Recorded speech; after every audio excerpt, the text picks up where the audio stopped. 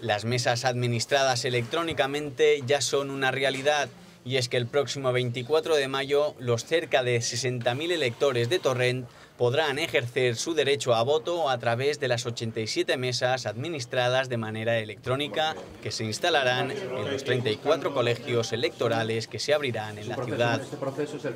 El conseller de Gobernació y Justícia, Luis Santamaría, ha visitado hoy la ciudad donde se implantará el denominado sistema.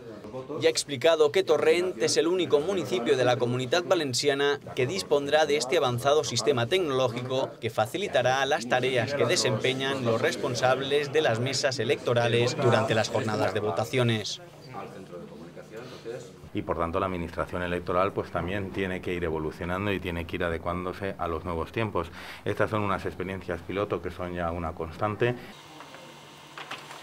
Otra de las ventajas que ha apuntado el conseller será la generación electrónica e impresión de documentos, y además se agilizará el envío de datos al centro de recogida de información en cada una de las fases: constitución, avances de participación y escrutinio.